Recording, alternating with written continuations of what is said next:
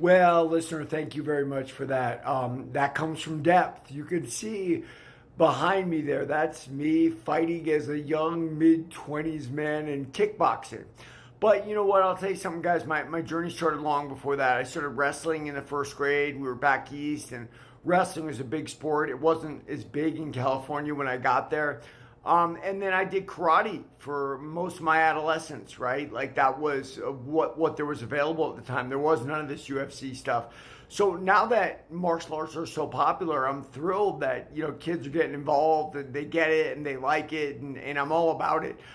Do I wish that they listened to me more? I don't know. It's human beings and ego are very weird. Fighters, and when I say fighters, I mean between the ages of 16 and 30, start getting some really weird ideas. They think that they're invincible even though they haven't been tested or they know better. And I guess their reaction time and their reflexes and their strength all tells them that, but it's not necessarily true. Now, before we malign those young fighters that think they know everything and pick their friends to be their trainers, or pick some guy who's got a name in the industry because he knows how to maneuver, let's not forget that's what everyone does everywhere, right? Like who gets picked to be an announcer at a fight promotion, right? It's someone they like, someone they don't feel threatened by.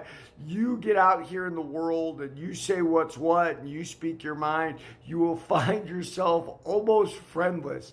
But listen, man, I will never change myself. I'm going to talk about the fight game because I know it from top to bottom. As a historian, I know it from top to bottom being in the gyms, and I know it from being in the fights. So, as far as I'm concerned, I'm an expert, and there it goes. Now, I will say that the fact that fighting is everywhere is absolutely thrilling for me. I mean, when I was a kid, guys, getting a boxing match once a month was an absolute lucky thing, and I was thrilled by it.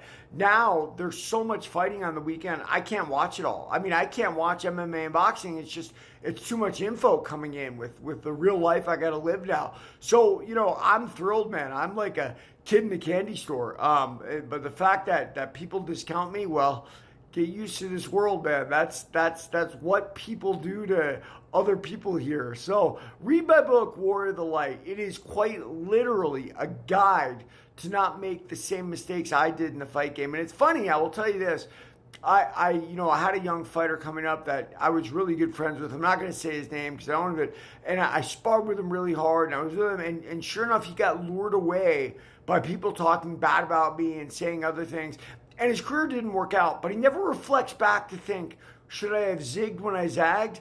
Because that's human nature. It's ego. Everybody, read my book, Warrior of the Light. Protect yourself.